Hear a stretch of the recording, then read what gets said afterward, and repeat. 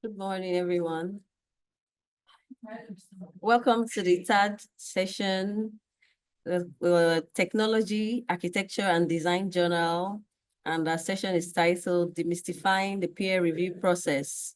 So moderating the session with me, I'll start by introducing myself. I'm Patricia Q.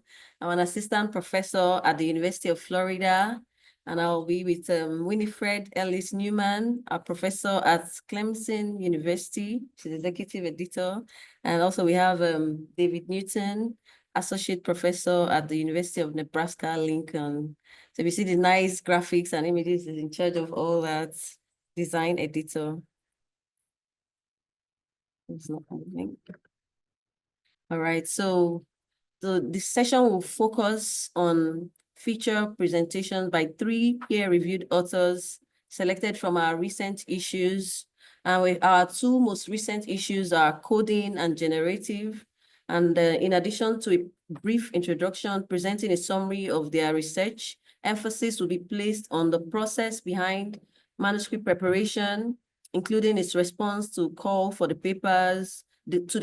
papers, conception, submission, editorial development, and publication. These author panelists will share insights from their recent experience within the TAD double-blind peer review and editing process. This session aims to increase exposure to TAD as an ACSA peer review journal and increase the visibility of its respective editorial operations. And the objective is to increase exposure to the TAD journal and visibility of its respective editorial operations. We offer faculty an overview of the process of manuscript preparation, double-blind peer review, and editing for publication at the TAD journal. So our 3 TAD authors who are on Zoom will share their experience and knowledge about manuscript preparation, submission, development, and final publication. And the nature of author-editor relations will also be featured, including how external peer review and internal editorial board comments assisted the development of their work. So the outline of this session will be about 90 minutes. We'll have our welcome, the context and intros, and then we'll have 15 minutes short author presentation. So our 3 authors online, the first person is Kory Bieg. He's an associate professor at the University of Texas, Austin, and his paper will be published in the next issue, TAD 9.1 Generative. This will be out in May. We also have Jana Vandergoot, an associate professor at the University of Maryland, also in the same issue. And then we have our PhD candidate, Kachun Wong. It's also Alex, and then he's at the University of Toronto. And the paper was published in TAD coding issue that was published in November last year. Then we'll move on to 30 minutes of moderated questions, and then we'll open it to the audience for discussion. So I'll hand over to our executive editor, Winifred, Elysse, to take over. Thank you. I just wanted to sort of talk in some general terms about the role of the professional journal.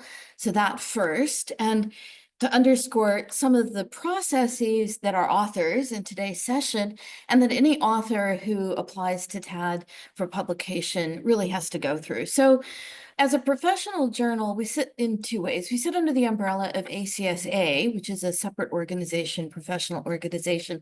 We used to call them collateral. Now I think we call them something else, associated or something like that. So AIA, NOMA, right? All of these organizations, NAB, so on and so forth. ACSA is one of those. It addresses the needs really as an organization of our faculty in architecture schools. One of those needs, by the way, is publication. In order to get tenure, which is the first process in an academic career, and then to receive promotion, publishing has been a critical part of our discipline. So the 2 journals were really established to do that. One almost 100 years ago, this one a mere 6 years ago. We're in almost year 7 for TAD. And we were established to deal with a gap that we saw in, or that the founding members saw in the kinds of a focus area that had emerged in our discipline that dealt with technology and design, right? That really tries to understand what the relationship is between the kinds of technologies that really started emerging in the 1970s, arguably in a serious way in our discipline, but have certainly now moved through probably 3 generations of that in terms of things like computational design and other areas. AI now is an emerging area. So really looking at the role of technology and architecture and technology, by the way, it goes both ways for us. So our mission tried to pick up that group of people who focus in those areas. It tends to be sub areas like environmental design, HTC, history, theory, criticism, people whose work overlaps with engineering and architecture, so the AE folks, and certainly anyone who's dealing with structures, tectonics, that sort of thing, but can also include people who might be dealing now with computational things. In fact, we have a board member who has that background, so a degree in computer science, as well as one in architecture. So that gives you a sense of the mission.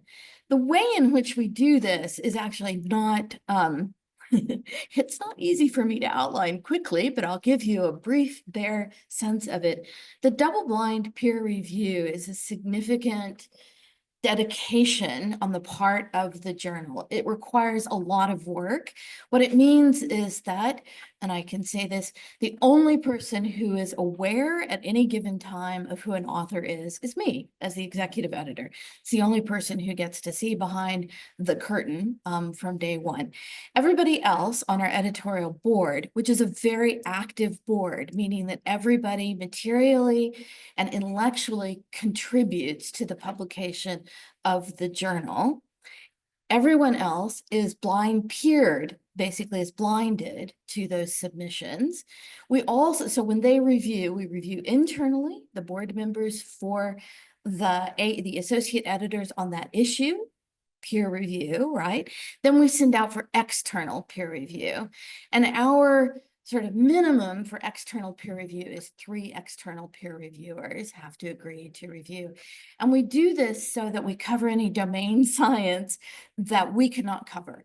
So I can give examples. We've had things, for instance, on, we've had issues where somebody has submitted and we don't have enough background, and we have to even find very specialized external peer review in order to make sure that what we're publishing makes sense, right? That it actually is a contribution to the discipline and to that area of knowledge.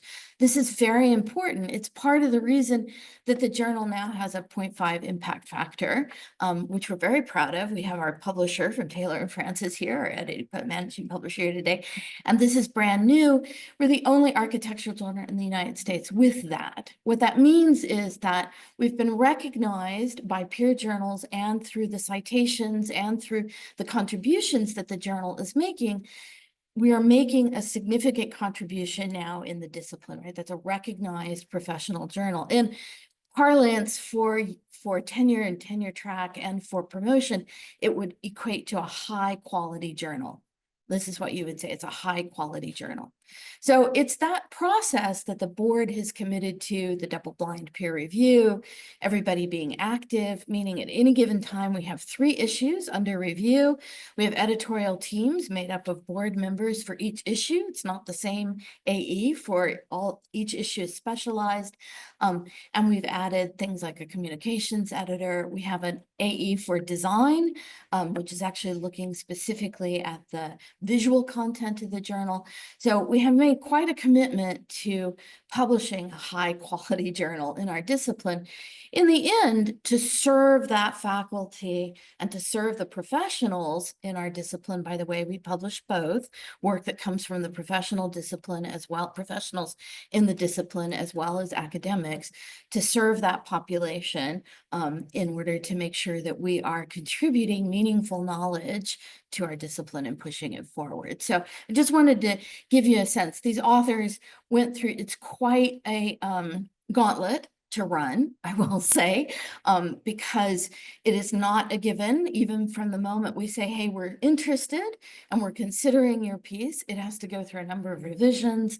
There's quite a bit of review that takes place, and we have a great team of people, both at ACSA, at Taylor and Francis, who really follow that all the way. Half of what we do is in the pre-production, half is in production, which is actually when it's with Taylor and Francis. They proceed to do a serious review, so that it comes back. We have a lot of, it's quite a bit just to publish one issue, much less to maintain the publishing schedule that we have, which is 2 issues per year. Okay, enough said. I'd like to move on. David, is it you next? Yes. Yes, perfect. Thanks so much. Yes, as Elysse was saying, we have a very active board. Our board members really span around the world. We have board members in Europe. We have board members across the United States as well.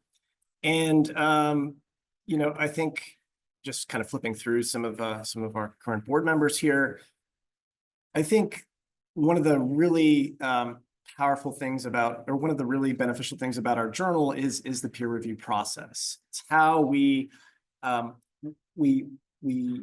you know, craft a call for submissions, but then how once we get the submissions, the editorial team doesn't just reject, you know, doesn't just reject papers without giving, you know, valuable feedback. We spend a lot of time developing, helping our authors develop better papers. We provide a lot of feedback, and as such, you know, just want to really, you know, give a hand to our editorial board, our editorial team, and all our peer reviewers that put a lot of energy and time into really, you know, mentoring authors in a lot of ways. And so, you know, this is a kind of view of our advisory board. We have a lot of really excellent people involved on a number of levels at TAD, providing advice, providing peer review. So when you submit at TAD, it's not just a, you know, a rejection letter you get or an acceptance letter you get really thorough comments from a network of individuals really spanning the globe that can give you very, very valuable advice on your work to help evolve that paper. You know, we take papers that are very, very strong and we make them stronger. We take papers that have potential and we make them strong. So in that sort of that vein, the way that we've crafted today's session is we'd like to talk a bit about that process. We'd like to unpack it for you. And so the way we thought to do that is we're going to be focusing on a recent issue, Coding, that came out in November. This was the issue editor for that issue was Theodora Varduli at McGill University.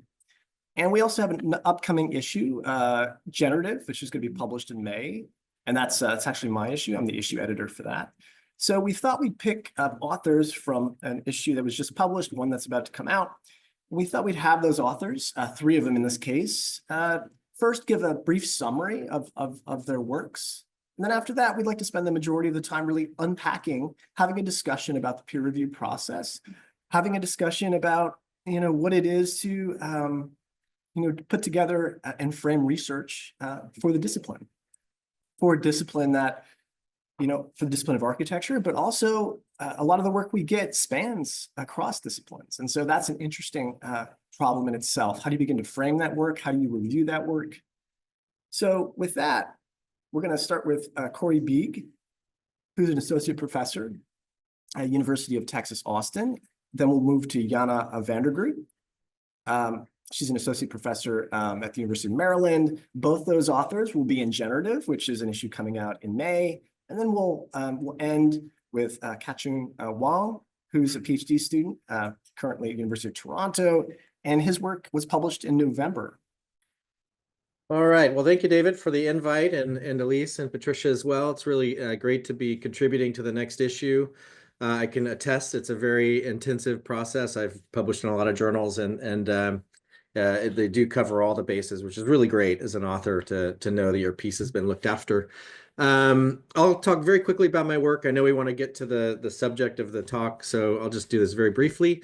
My paper is about really the fundamental and foundational design technique of collage and how with the advent of these new generative AI tools like diffusion-based AI, text-to-image AI, it's really changing the way we think about collage and use it as a generative design tool. And it's my point of view that collage, unlike sketching, for example, requires a certain level of commitment, but also opportunities, and it involves the mixing of different scales, different resolutions, and completely different contexts into one image making process. So the usefulness, the promise of collage making is really in combining these heterogeneous elements into new and really often contradictory relationships. So the paper looks at the history of collage. I cover a little bit about the Cubists all the way to Max Ernst. This is Night After Dawn, Max Ernst painting. And he was really interested in finding new meaning from otherwise ordinary objects and mixing them with different contexts to see what he could extract from those relationships. And this approach through collage making and art really continued through the style movement to surrealism, to pop art in the 50s and 60s, and then, of course, in architecture.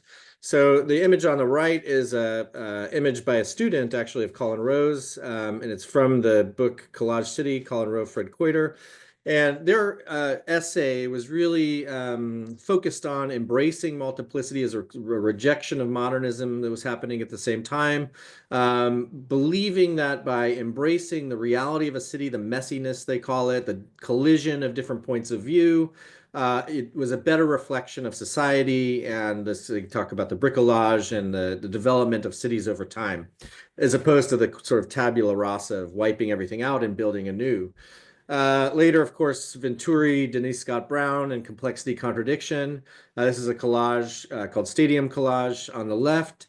And they were also interested in complexity, contradiction, and embracing this ordinary elements and putting them in new combinations that included the everyday. So very much like Colin Rowe.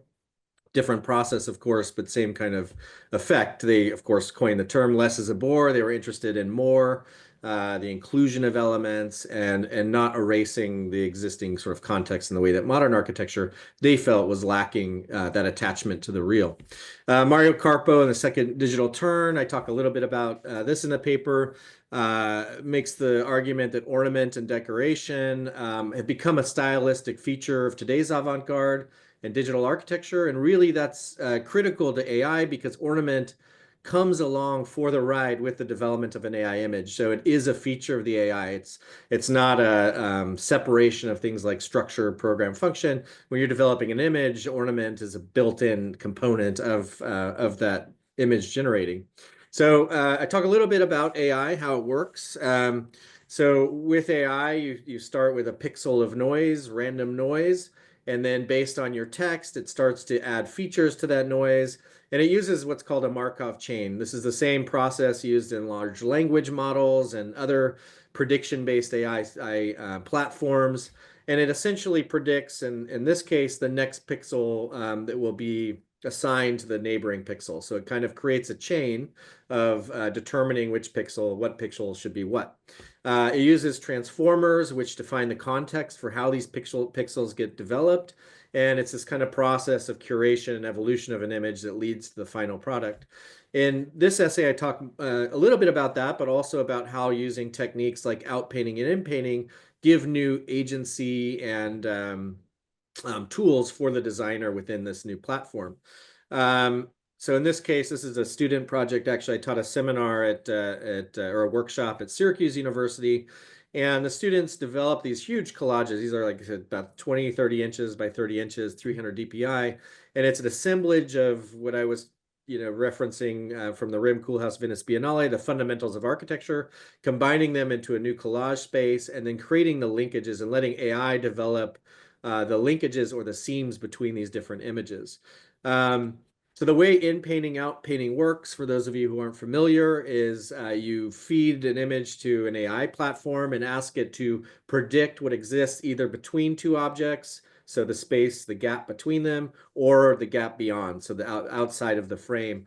And it will use information in the image that you input, but also information that you feed it to determine what that should look like. it really depends on the author's approach to the tool. So in this case, you can see I had very large gaps, which led to a kind of loss of information. And within that loss of information, it starts to hallucinate these kind of pop 80s colors. And that's really guided by my the choices I'm making within the outpainting tool. Part of that is related to, you know, the earlier theories of Deleuze and Manuel Delander writes quite a bit about this.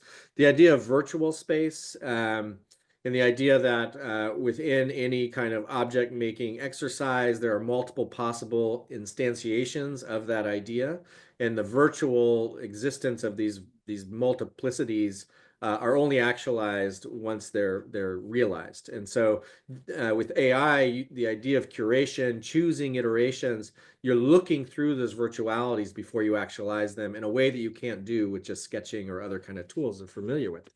All of this is looking for an idea of an emergence or finding something that maybe is not within you as a designer, that you're looking for outside influence.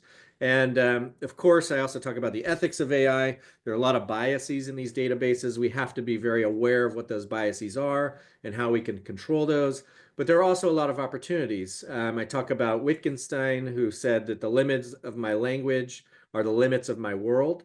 And what AI allows by connecting to these collective databases with very different voices, very different histories, one can expand one world as they're creating these images. You know, two concerns I talk about are the idea of overfitting and underfitting, and I steal these from mathematical modeling. Within mathematics, overfitting is relying too much on one's own experience, and then underfitting is not relying enough on one's own experience. And so when using AI, I talk a little bit about finding the balance between overfitting and underfitting to find the emergent potential of connecting to someone else's collective experience, but also using your own curation, your own history, your own disciplinary knowledge and education that you've had to help curate and develop those collective voices. So I kind of conclude with the idea that we're at a new moment in the history of human-machine collaboration, especially when collage is the result of that collective influence and the process of iteration, and then curation and search of these new emergent conditions, and that technology is really the kind of proxy or the platform in which we have this conversation. So with that, thank you very much.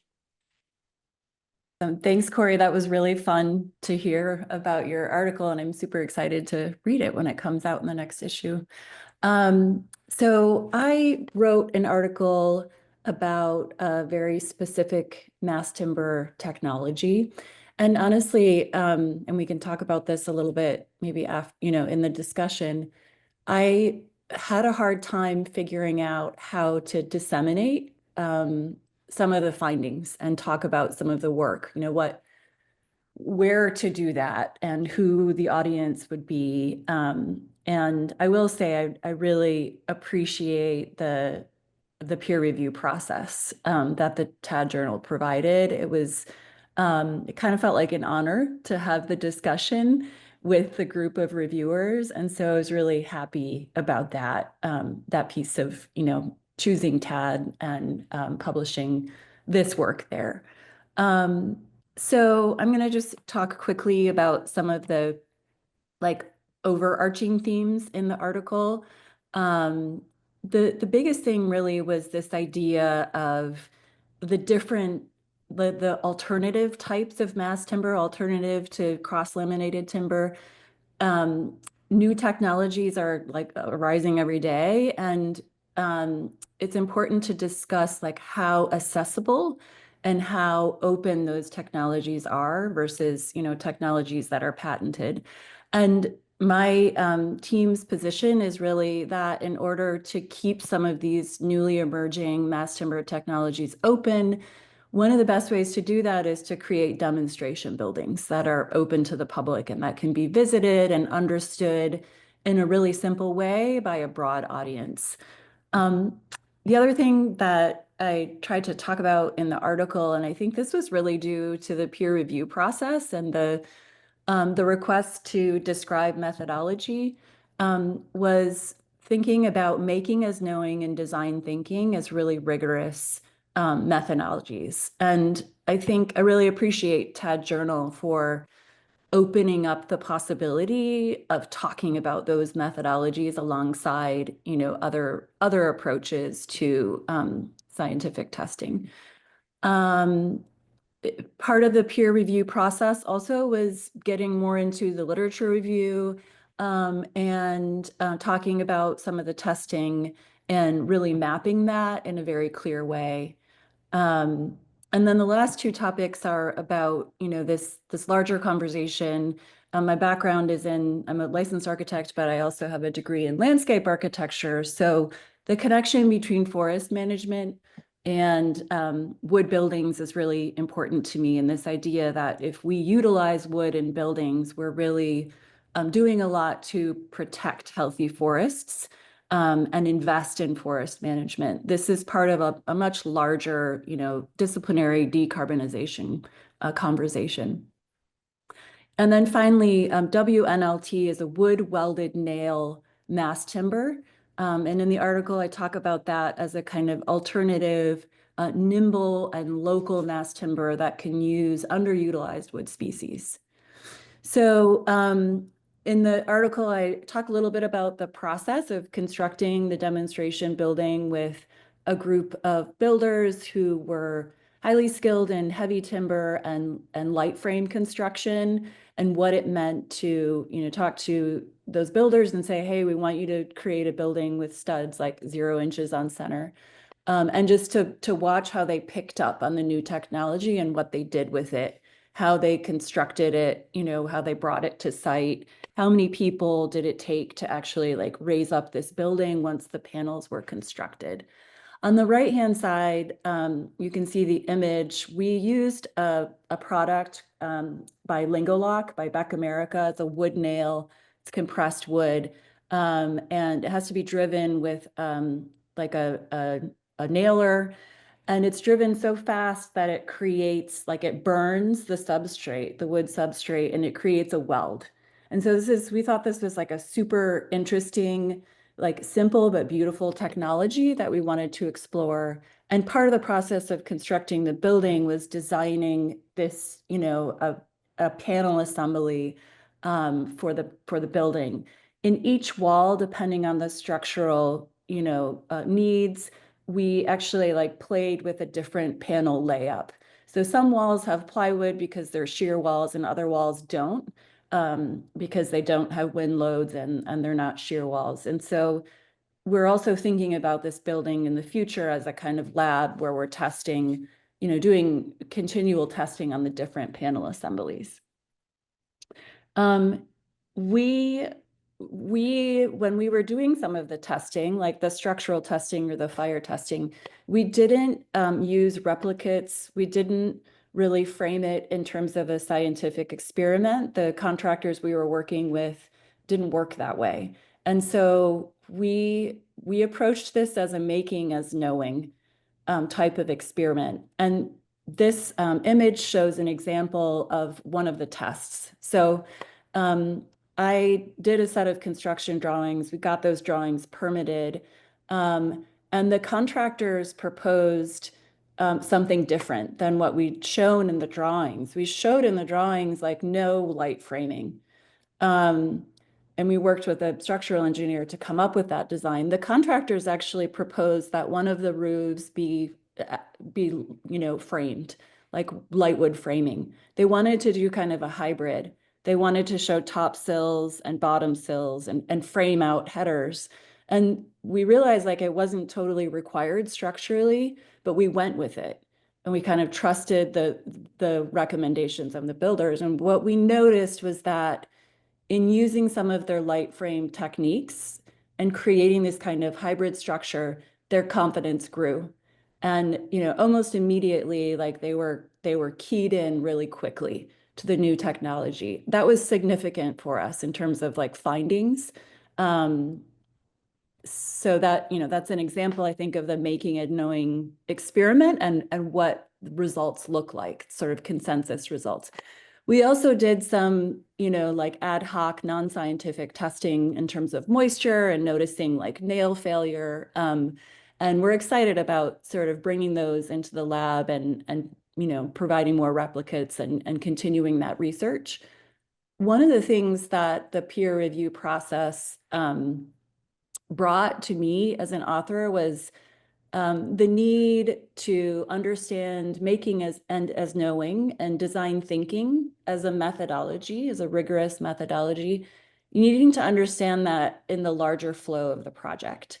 And so the TAD editors had suggested that I create a flow diagram to kind of track how we worked on this demonstration building. So the image on the right is really my project team trying to understand this demonstration building in the context of other projects that we are working on as a team and what that process looked like.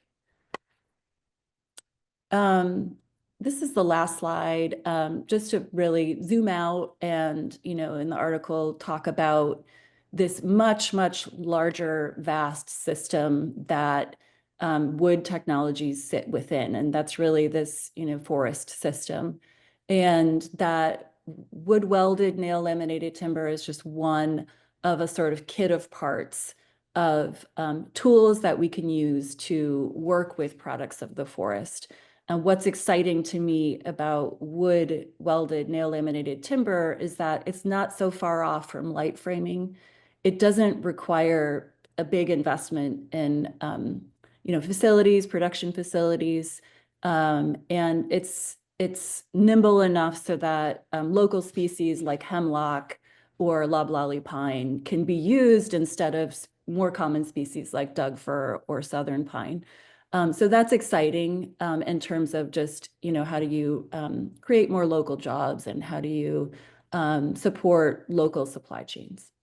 Yeah, thank you so much for the organizers of this panel, and it's really honored to be among very impressive papers on the panel. So thanks very much for including me, and I'm very excited to talk about an aspect of scholarship that I very rarely get to talk about today. So it's about the back of house of the whole publishing process. So excited to share with you my publishing process with the TAD journal. Yeah, so I'll just give a brief summary of what the paper is about. So half of the paper, the first half of the paper is kind of like a literature review, but also like a historical overview of literature in the architectural discipline that talks about directly or indirectly how law structures or conditions the discipline. In the second part of the paper, I used subdivided units, which is a informal settlement type in Hong Kong as a case study to argue for what is called an illegal methodology, which escapes the duality between a legal and illegal kind of framework that is prevalent in the discipline. And through this case study of subdivided units, I conclude that this typology is quite resistant to legal changes, thus necessitating a newer way to talk about it against the illegal methodology. And I would like to share the timeline of me working on this paper. So I first drafted this paper in 2022 with a course at the University of Toronto where I'm still doing my PhD in. And the coursework paper is kind of set in the back burner for a bit when I started to work more on the dissertation proposals and its defense. And then I came across with the TAD call for the coding issue.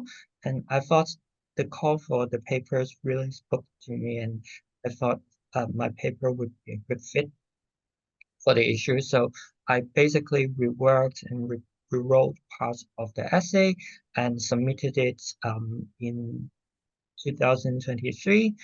And then it was on review for a bit, and I haven't heard from it. And I took the paper and participated in a PhD workshop at the Critical Legal Geography Conference in February of 2024. And got basically my first set of comments from the conference organizers. In April, I heard back from the journal with a decision for major revision. So it was a second set of comments that I've gotten, and through these two sets of comments, I revised and resubmitted the article in May and got accepted in June. Eventually, it got published in around November or December of the same year. So it was around 2 years since I first drafted the paper itself.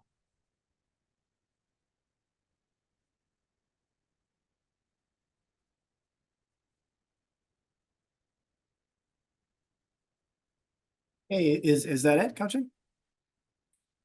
Sorry. Oh, yeah. I think the slides aren't working very well. Okay, so I see. I would like to share a little bit about the comments I got from the journal, which I'm very thankful for the anonymous reviewers in the in the process.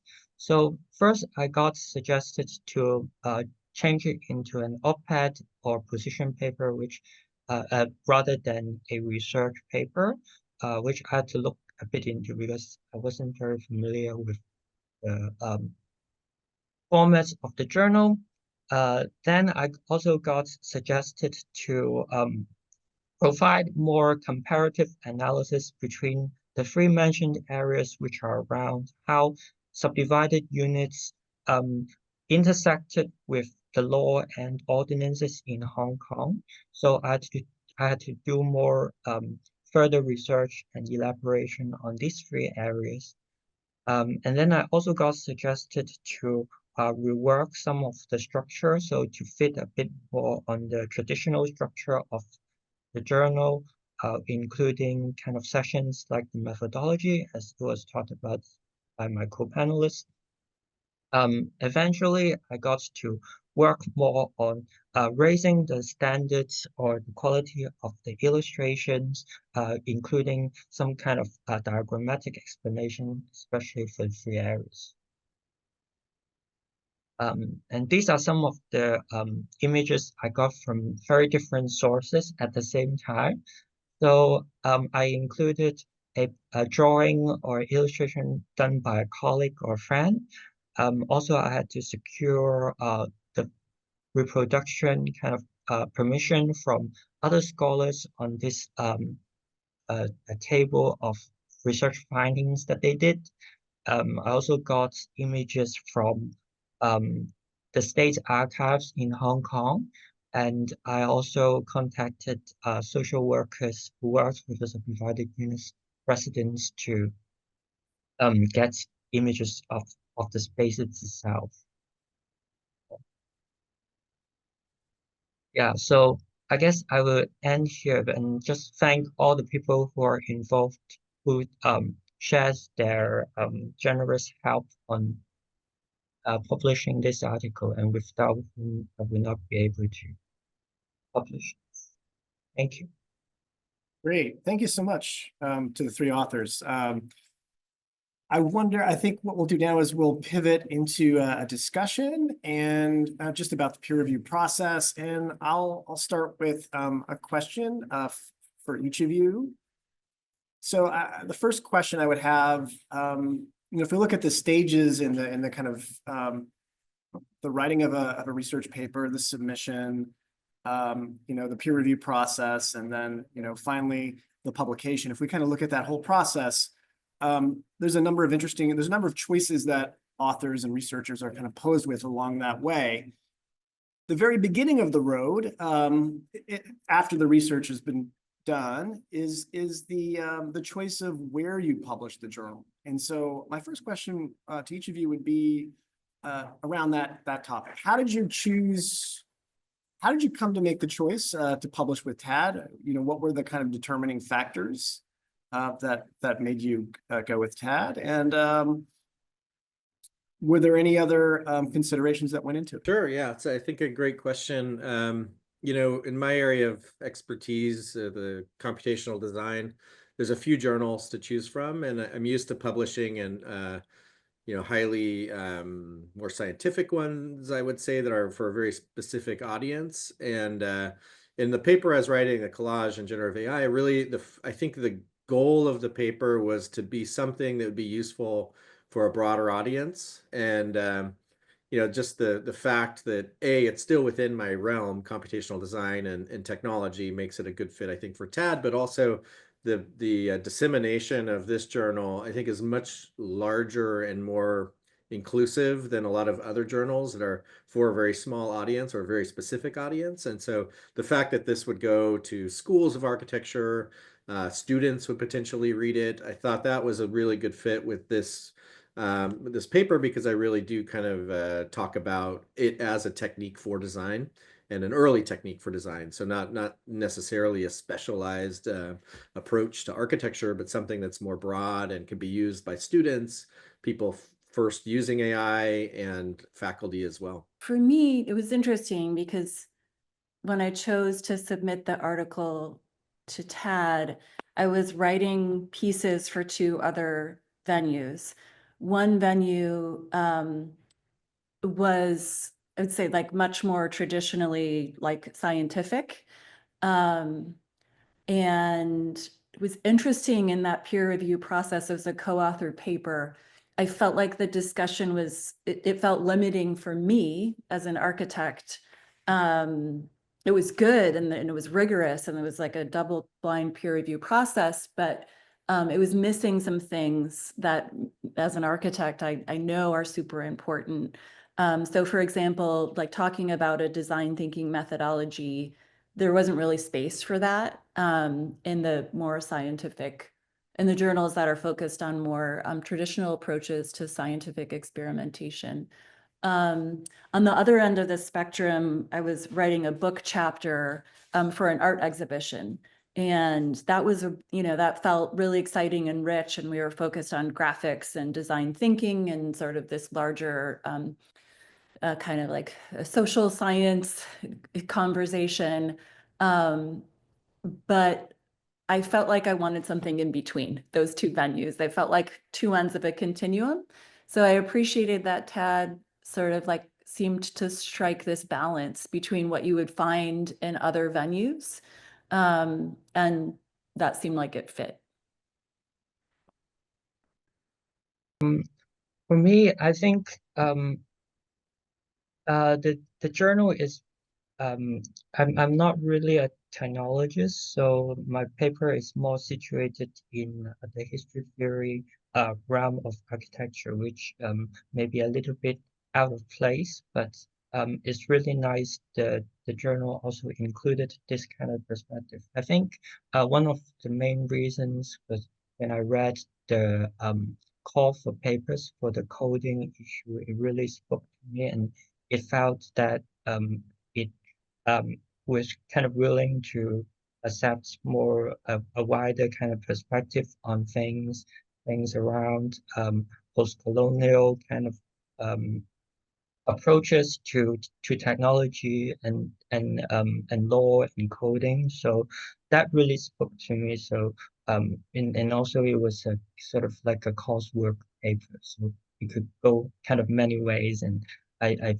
thought that that kind of process helped me to really shape it into what I want it to be, which is kind of like a platform for dialogue between people who read this journal, like practicing kind of architects and also policy makers. So I thought that was a good kind of conversation leeway.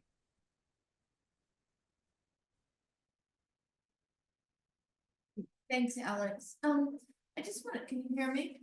You guys, if I use the speaker? Okay, good. I just wanted to- So what, I think they've outlined a couple of questions here. The second one really deals with the research question and some issues related to methods in your research. And I think you've touched upon them, each one of you in different ways already. But what was the most challenging aspect for you involved in framing and conducting the research? And maybe I should amend that by asking, how did you have to adjust that when you proceeded to kind of go through the revision process with TAD, right? How did those questions kind of help highlight some of that?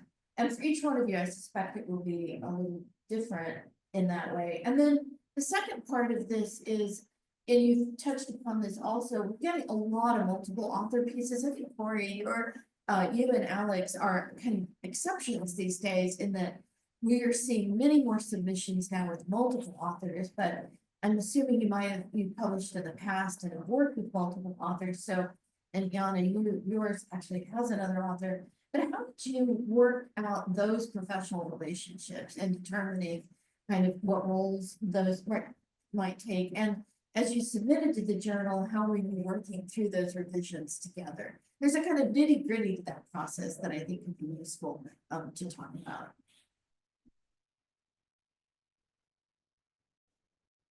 And Kory, sorry, I guess we'll just start with you again. Okay, sounds good. Yeah, I didn't, since I was a sole author on this one, I didn't, it's really a relationship with you as the editors. But I will say that was a really interesting process, one that I hadn't experienced before in a peer-reviewed journal, which is that when I submitted the paper, it really leaned more toward the theory and the approach to collage making with AI and less about the technical or maybe more methodology related parts of the paper. And so you all pushed me to focus more on the methodology and take it a little more away from the theory paper that it was into something as more technically driven, which is kind of the opposite direction I usually go.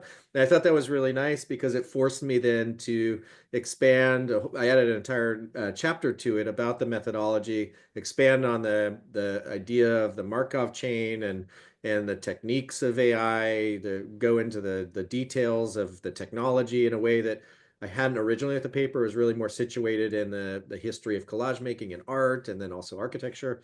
And I think it makes the paper better because as a standalone piece, one can now understand not only the history of how AI has transformed the collage making practice, but also how the technology is driving that change. And that was a new part of the thing that I think was really collaborative with you as editors, and something I hadn't thought of before. So that was wonderful. Yeah, actually, it's interesting. I remember the process with this paper, and I just want to address something you said, which is, so we do publish, TAB will publish HTC work. There is methodological approach in that. But when we got your paper, and I remember this really struck us, because you have the background in the technical side as well, it struck us and that it would be really interesting to pull that forward and not let it rest solely as a kind of HTC approach, but actually bring in the technical, because you have that combination. Does that make sense? Like you brought that to the table. And so we know that our readership is really interested in some of the, like, how do I do that? What does that mean? What are some of the challenges? What are some of the the critical processes involved in kind of, creating these AI images? So in a funny way, it is, I'm underscoring for our end also that dialogue is critical, right? That sort of back and forth with the authors often starts to create a kind of synergy in a paper that allows maybe different aspects to come forward. So we saw that too, by the way. Yeah, that's great. It's funny because it comes down to the detail, like how you reference the notes. Like there's the HTC and then there's scientific way. And I started with the footnotes with the HTC format, and then I'm like, well, if I shift it to this, I should make it more scientific. And so even the details of organizing the paper affect the message that you're trying to convey. And it's good to have that in mind before you create it, I would say. Yeah, interesting point, but absolutely. Thanks. Thank you. Jana? Yeah, I think there were two challenges for me. Quite simply, the biggest challenge, because I'm a visual thinker and I'm also a maker, so like my brains are in my fingertips, and that's not about like typing, was writing, just taking the work that I do in teams that is very much hands-on, and then reflecting on it and writing something about it that might be relevant or interesting. So that was the biggest challenge. I think the other challenge was that as like a co-author, working in a team of, colleagues and working with a team of builders. And then for this paper, taking the same project and content and kind of like joining another team, and that is like the team of peer reviewers and editors at TAD, and talking about the project in a different way, it sort of requires this almost like language translation. Yeah, so there's a learning curve, I think, to that, right? Because suddenly you've got different collaborators and you're like in a different country. So there's some translation there. That said, I think it's really exciting to do that, and there are different ways to, push a project forward when you make that transition or when you switch teams. In terms of how I then touched back in with my co-authors, a few of the co-authors I think are used to publishing in journals, and so I could just send the Google Doc and they would give me revisions. Some of the other authors like don't even email. So it's like, when we constructed the building together or did some of the experiments, it was like quick test or all in person. And so like that, sending a Google Doc with like tracked changes like wasn't even an option. So it was mostly, phone calls and checking in and, a lot of in-person stuff. Which sometimes is hard. It's hard to translate that. So one of the co-authors on the project, because of what's required to actually enter a co-author into the system, he didn't fill out the forms or enter himself into the system, and so is not listed as a formal co-author. And he didn't really care that much.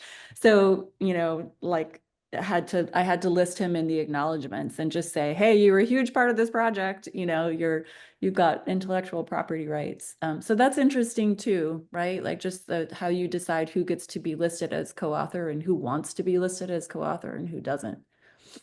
Yeah, absolutely. Something I want to touch on, let me go back one step with you and underscore the fact that, so we get a lot of research now, that is, let me put this, a good chunk of what we get is prototypes, which is design, right? Design is making, thinking, right? The prototype as a kind of, or a case study, which can also kind of work that way if it's something that was, that someone is using to focus their work, right?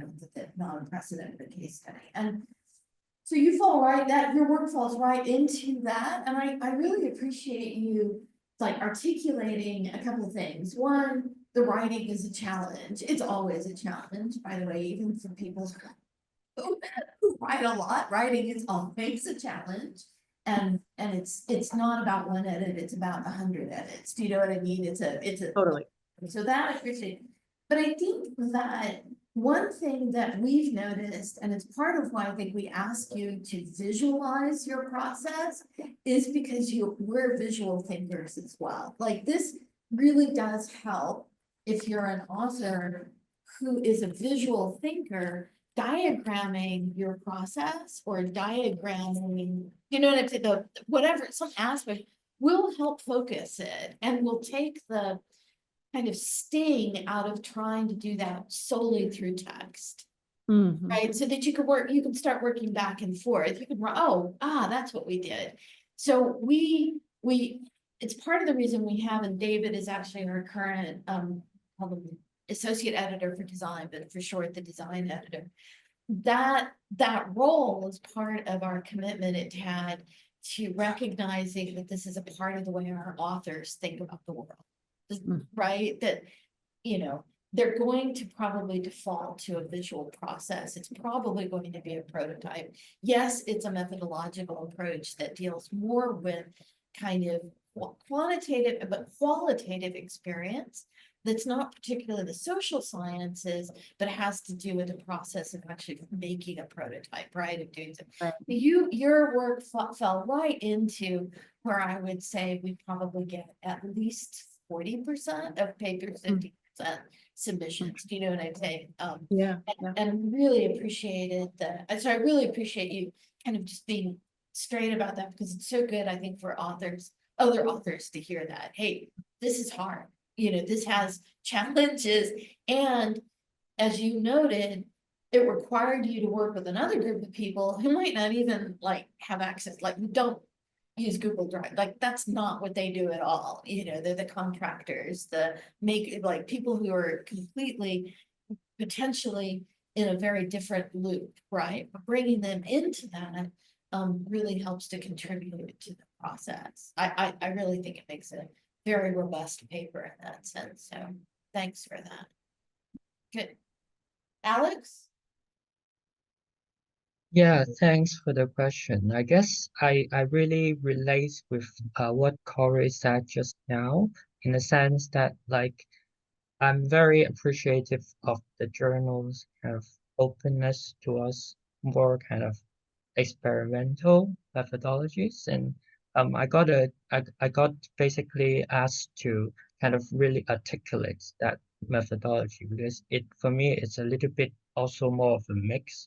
Like half of the article is basically like close readings of text, examinal text, and then some more of like a theoretical approach, and the second half is more like ambiguously about reading news articles and putting them into context. So the methodology is basically like a synthesis of very different kind of sources and putting them in a way that it makes sense.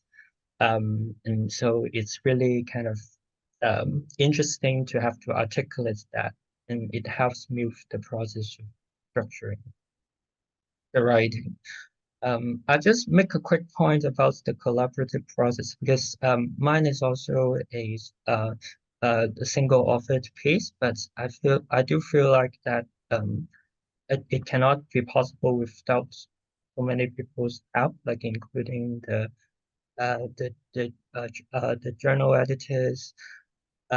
Also, I worked with social workers, archivists also. So I kind of really use the space of the acknowledgements to kind of credit people who has been in the process, and trying to make it a kind of inclusive approach that I kind of preach in the writing. So that really helps with. Yeah, that's great. Yes, and that again, you're right. It always takes a lot more people, even with a sole author. There's usually a lot of discussion. You brought up having the conference feedback. That's a great form of feedback. So presenting a paper at a conference and then working on it, right, converting that into an article is usually well, first of all, I call it bang for the buck, because you've got the conference paper, but then you're also able to publish it, right, in a journal if you can get it accepted for publication. So your work was something that highlights another thing we really try and support, which is PhD students, right? So we're really interested in trying to work with PhD students as they're moving into the next, potentially, into academia, but even if they're going into industry, right? We're really interested in working with you as your work develops and comes forward. And your project was interesting because it really did hit a kind of funny spot with coding, where it took the law as a coding process. And for us, that is actually related to technology, and that codes are critical in architecture, right? They're controlling, they manage the process.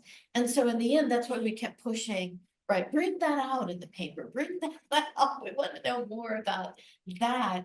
And I think that the end result was to open something that, on the one hand, not completely unfamiliar. There's work published in this area, but on the other hand, your particular take with the illegality was an interesting interpretation of how to use those codes, right, instrumentally in some way. So I think that's why we kept pushing, can you please explain more, show it, right? Show our readers what you're talking about, so that they can see that the codes actually do have an impact on the physical environment in a very specific, it really does impact the way the environment's organized. But yeah, thanks. We're always excited to get PhD authors, authors who are in that part of your career, in that part of their career.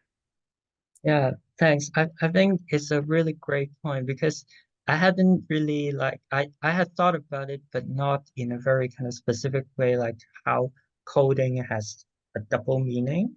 And so part of it is like a more sort of technocratic way of what we can mean as like architectural parametrics or things that translates from like parameters into like architectural form.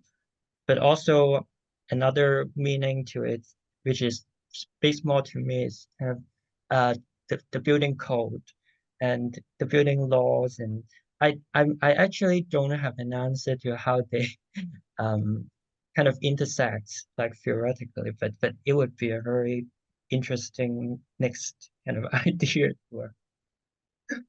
That's good. We like next ideas. Keep us in mind. I think we'll have one more question. Patricia, and then we'll- For discussion. Yeah. That's good, yeah. Thank you for your comments. The last question is focusing on reflection and advice. What resources or tools would you recommend for emerging researchers to prepare a strong manuscript?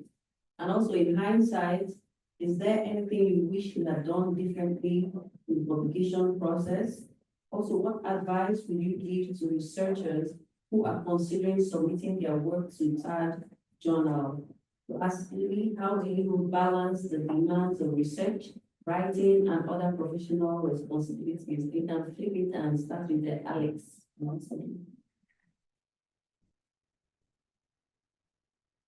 So Alex, go ahead and give us your thoughts on the last question. Can you hear me? Should we go in order again? We'll start with you, Jana. Okay. Okay. So I think Alex can't hear us. We were trying it the other way, but. Gotcha. Okay.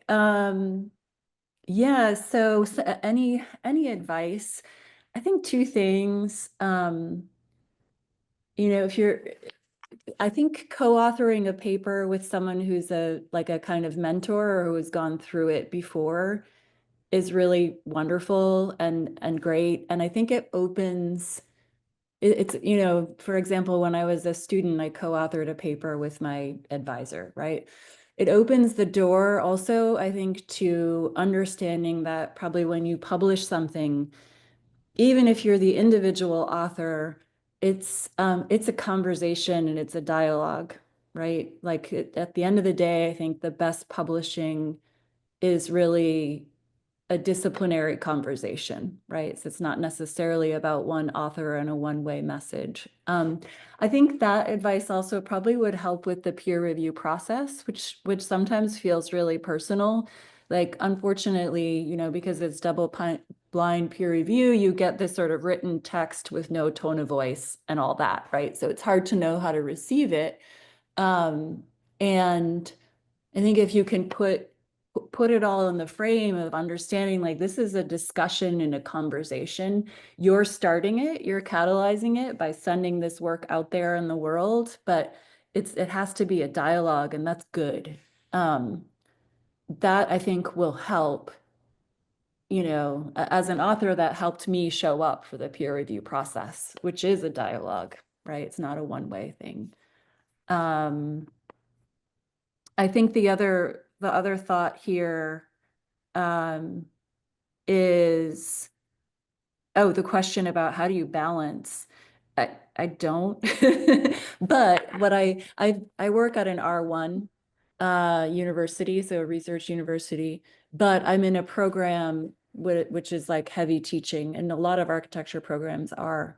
So what I typically have to do to get my research time during the academic year back is I have to get a grant and I have to buy out my courses, which is tricky. But I think writing an article like this, and it helped me actually apply for grants and be successful with those grants. So there's an interesting loop there, I think, like learning to write about your work, engaging in a broader discussion makes you a better grant writer. It makes you better at explaining your work, and then you get funding, and then you use that funding to have more time to continue your work. So that's how publishing with TAD, I think, has helped me strike that balance.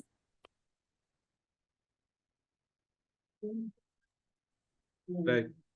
I'll just jump in. Yeah, it's a really good question. I think one piece of advice I would give is not to give up when you're rejected from a journal. I mean, we're all like, the longer you go in your career, the more rejections pile up and the more acceptances pile up. And it's really useful. I do really appreciate with this journal in particular, the comments are thorough, they're useful. I've been parts of other review processes where the comments are like single line, super generic. You even wonder if they read the paper at all. And this is very specific. I was rejected from an earlier version of CAD, earlier issue, maybe 2 ago or something. And rightfully so, you know, I got the comments I got back were right on. The paper was not my best paper. And you at that point, you have a choice to either develop the paper fully or address the comments or totally shift course. So in this case, it just wasn't quite the right fit. I didn't have the right kind of summary of what the research was. And I really changed course. I used some of the same ideas, the same kind of history for the new paper, but I positioned it in a very different way, which at the end was a much better paper than the previous one. And so really use those comments to your advantage. I mean, as academics or PhD students, you're developing an agenda over time. And so you're not always going to get it right. You're going to have to shift directions, transform it, modify it. And it's a work in progress. And a paper or a journal article is really just a step in that process that's leading to further development of your own research. So don't give up. If you get a rejection, don't take it personally. Just kind of keep developing the work and keep submitting, keep applying. I think that's really important. And then the other thing I would say is image permissions. This is more of like a technical thing, but some images can be hard to receive permissions for. So one of my images, the Max Ernst, I had to reach out to the owner of the artwork, which you can imagine if they own Max Ernst pieces, these are high level art collectors. And so it's not always easy to get in touch with them. So start that process really early and know whether or not that image is going to work for your essay or your journal article. But yeah, overall, I'd say don't give up. Keep working on it. Thank you, Jana and Kory. So Alex, let's hear from you. Sorry, Patricia, I missed your cue just now. I'll just jump in now. I guess one of the advice I would give is to always look out for the the cause for the issue, because it was what first kind of spoke to me. The cause, even though I don't know like what the proportions are like in terms of how many kind of papers are kind of fitting to the journal, to the issues kind of a theme, and those who are just kind of more general. But I really felt that, you know, speaking to the issue theme itself helped me to generate a lot of interest in the work that I'm doing. So this is one advice, and then the other advice is to always submit, because sometimes I think I speak on behalf of a lot of graduate students who like to kind of sit on their work for a bit and kind of let it, you know, do its thing. But I think the deadline really helped me to work on it and then to submit it. And when I first submitted it, it kind of like, I thought it was like an okay paper. And then afterwards, after I submitted, I had more ideas around it. And then when I heard back from the journal editors, their comments kind of really aligned with what I wanted to rework the original paper on. So it kind of coincided that way. So the whole kind of reworking was more convenient, or is more useful that way. So I felt that is a process of like me growing with the paper in a process. So that was Great. Let me, Alex, I can give you that number just because you brought up something I think is useful for our authors to know. So given that we now have a kind of rolling deadline, right? We're probably publishing about 60-40, about 60 tend to be organized towards the special theme or the issue theme. About 40% our general, we're shooting for eventually at least 50-50.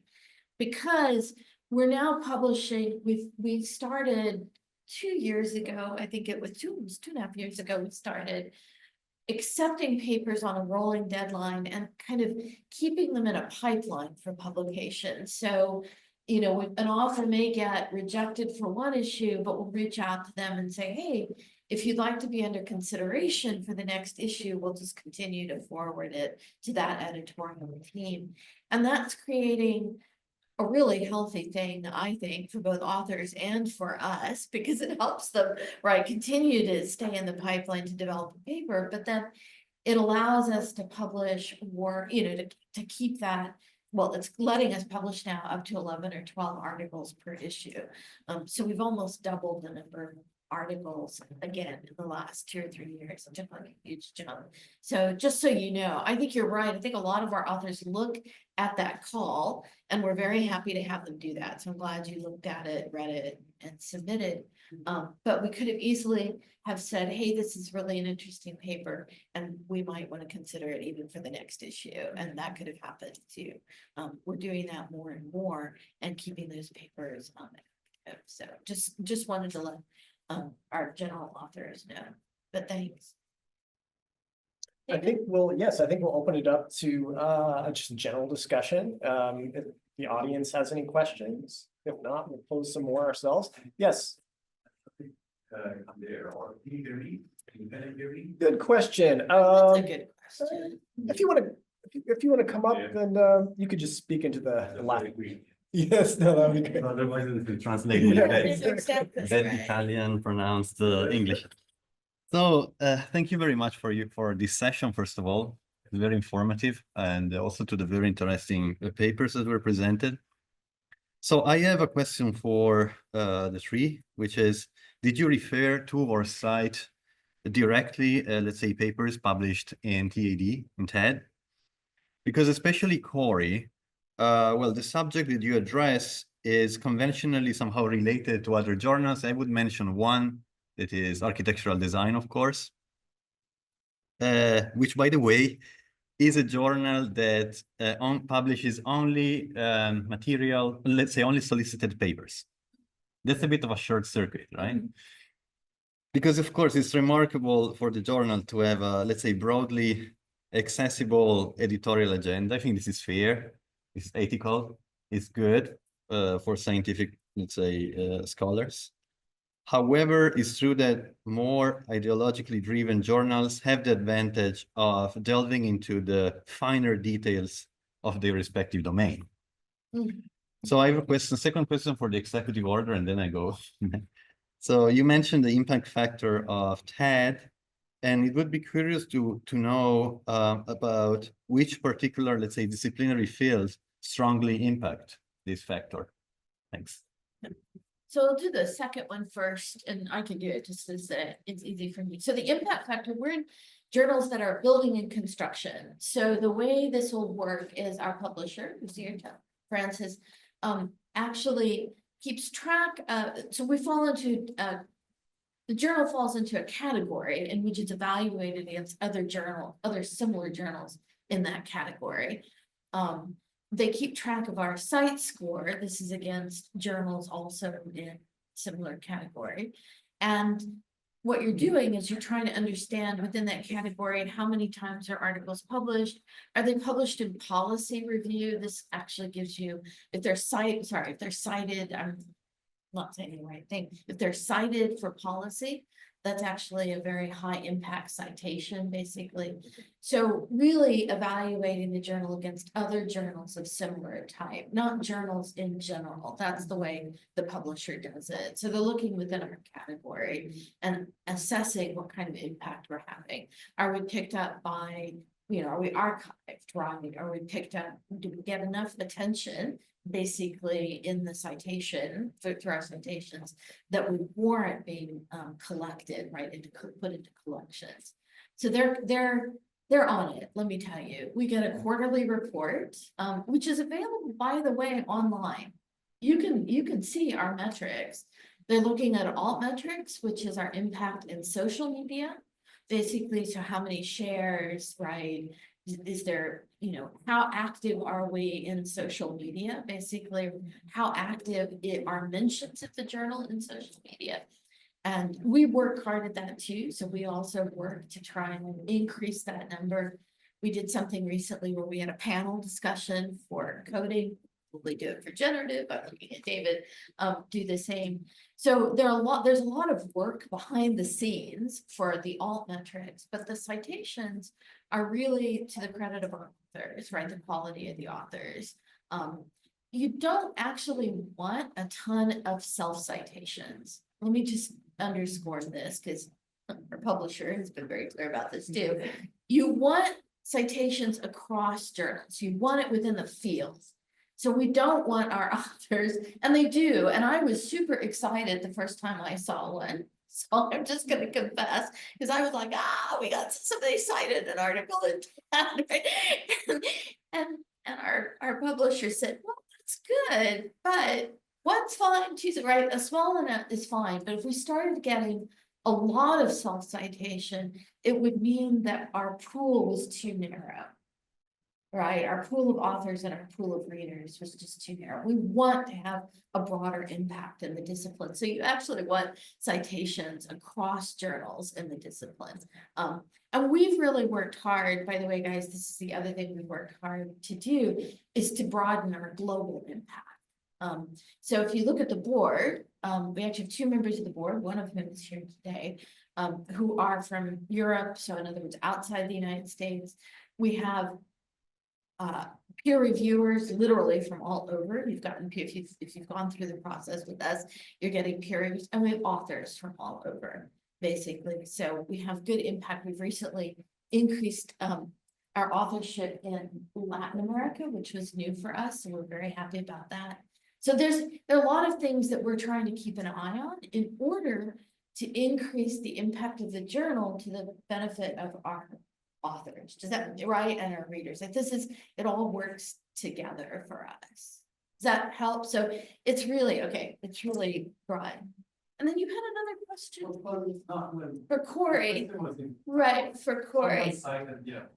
Yeah, I could take that one. Yeah. Yeah, I think a really good question. This is a funny one. I was just looking at my reference list, which is very different than most of my articles or papers. I think because the article spans history, theory, and technology, I have a whole range of references. So I reference, of course, Mario Carpo, Manuel de Landa, Rosalind Krauss, when I'm talking about the history of art. But then also the journal you mentioned, Architectural Design, I do cite that one, article by Andrew Cudless. And then some mathematical ones as well, so from math journals. I don't cite TAD, but I do cite like a wide range of different sources, which is tricky in such a short, essay. But it is important, I think, to make some connectivity, but also some larger citations and references as well. Especially if you're dealing with theory or history, you have to be sourcing the material, especially like in the case of Robert Venturi or Colin Rowe. What were the references they had for their work? You have to be researching that as well as kind of pseudo historian. I'm not a historian, but you need to know where their ideas were coming from. So that should be part of that as well. Great, thanks. Did that answer the questions? Yeah. Good. Others? You know you. We know you. Is that okay? Yeah, absolutely. Hi, everybody. Thank you so much for the presentations. I'm Anna-Katrine Schultz. I'm also on the TAD editorial board. And what I'm seeing in this conversation is sort of a hybridity and a crossing over between disciplines, collaborators, and so on. And I'm curious if this would maybe lead us, and this is maybe a provocation, not questioning scientific research guidelines and presentation rules, but would this maybe suggest an alternative to the regular usual breakdown of methodology and lit reviews? And could we potentially, and I'm asking the presenters here, could you see a slightly different framework, not compromising what was suggested, because you all cited that was very beneficial, but could this lead to, in this field of architecture and technology and design, to a slightly different set of requirements? if that explains it well. Thank you. I mean, I'll jump in. I love that question. And I think like a resounding yes, that's so exciting. And then there are some such great models out there, like the Making as Knowing project, I think is such a beautiful, it's not even really a methodology. It's like it's a process, and the ordering is very different than I think the way we order the ideas in a paper. It's not, well, it's not linear. I mean, nothing is ever really linear, but what it does, I think, is it creates some space to get the iteration, to get the feel of the iteration into the writing. What's so interesting also about like design thinking methodology is that you literally are starting with the conclusion. That's very, I think that's, you're starting the process with the conclusion, right? You've got an idea that you're testing. Also, unlike scientific experimentation, like you, at least in construction, failures are not really acceptable. Like you learn from failures, but you keep going with the iteration until you have a solution, right? So that also feels really different. Like you report out when you have the solution, at least the way that I've used design thinking when I work on constructed projects. So yeah, I love the idea that there would be different formats, different structures for writing about this kind of work, because I think it's done in a different way. Yeah, I'll leave it at that. Kory, Alex? Yeah, I could jump in. I think it's a really great question. It's something I've struggled with for a decade now, which is trying to fit my work into the kind of scientific format that we're used to with peer-reviewed papers. So the introduction, the abstract, the background, the methodology, the results, the conclusion. And I get into this pattern where I try to avoid where the paper writes itself, if that makes sense, where you just start filling in the basic topics. This happens with my technology related papers all the time, where I'm just sort of feel like I'm just copying and pasting, within this very formulaic structure of what a paper is expected to be. And then on the other end, there's a much more polemic paper where you're just talking about ideas, and it just is a more kind of natural flow and structure of the paper, but it doesn't quite meet the blind peer-reviewed template or format. So mine have all, if you ever read my papers, they're all kind of trying to balance those two things. I haven't found a great overlap. I don't know, maybe this one's actually the closest I've gotten to having a sort of flowing paper, but also fitting kind of that structure that one expects from these sort of papers. But I agree. I mean, it'd be wonderful to develop a new format, a new approach that has the kind of consistency that these papers, that the reason for that format is for consistency, so people know where to look in the paper, how to evaluate it, how to apply that research to their own projects, their own research. So there's certainly a reason behind that kind of structure. But with architecture, it's such a different discipline. It's not science, it's not art, it's in between the two. And so I do think yeah, that's a great question, something we should work on. Some interesting models that are outside of our discipline. So I publish a lot in IEEE in the human factors or the HCC category, right? Or enough that format for publication is slightly different. It's not the IMRAD, which is what Kory you're referring to, right? Introduction, results, methods and discussion, basically, which is the typical format for a lot of even applied research. So basic and applied both will typically use that. But IEEE does a lot, it's prototyping, especially for what we're in that area of HCC.